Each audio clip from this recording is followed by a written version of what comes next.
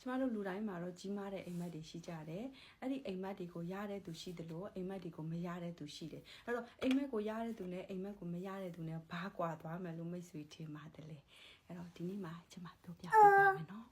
ကျမနာမည်ကတော့မင်းမှုမအောင်လို့ခေါ်တယ်လက်ရှိတော့ USA နိုင်ငံ South Carolina State မှာတမီးလေးနဲ့အမျိုးသားနဲ့တူနေထိုင်တာဖြစ်တယ်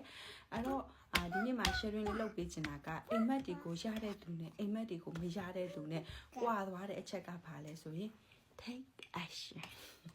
take action ဆိုတဲ့ဘာလဲဆိုလို့ရှိရင်လက်တွေ့လှုပ်ဆောင်ခြင်းလက်တွေ့လှုပ်လိုက်ခြင်းကွာသွားတာဖြစ်တယ်အိမ်မက်တွေတော့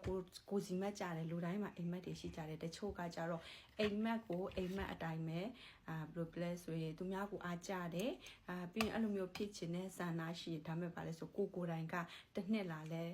ဒီတိုင်းပဲနှစ်လာလဲဒီတိုင်းပဲဘာကြောင့်လဲဆိုတော့လက်တွေ့လှုပ်ဆောင်ခြင်းမရှိလို့ဖြစ်တယ်တချို့ကြတော့ဘာလဲဆိုရင် okay ငါမှာအိမ်မက်ရှိတယ်ငါမှာ dream ရှိတယ်အဲ့တော့ငါရဲ့အိမ်မက်ငါရဲ့ dream ကိုရောက်ဖို့အတွက်ငါဘာလုပ်ရမလဲအရင်ဆုံးအနေနဲ့ plan ဆွဲတယ်ပြီးတဲ့အခါမှာလေ့လာတယ်ပြီးတဲ့အခါမှာ take action ယူတယ်ဒီလူတွေကလိုချင်တဲ့အိမ်မက်တွေကိုရသွားကြတာဖြစ်တယ်အဲ့တော့မိတ်ဆွေအနေနဲ့တကယ်ပဲကိုယ့်ရဲ့ဘဝမှာလိုချင်တဲ့အိမ်မက်တွေကိုခုနကမို့ပြောခဲ့တဲ့အချက်၃ချက်နဲ့အတူတူလက်တွေ့လှုပ်ဆောင်ဖို့ပြောပြပေးခြင်းနဲ့မို့လက်ရှိလုပ်နေတဲ့စီးပွားရေးကတော့စီးပွားရေးတစ်ခါမှမလုပ်ဘူးတဲ့သူတွေစီးပွားရေးကိုဘယ်လိုပြောမလဲစတင်ဖို့အတွက်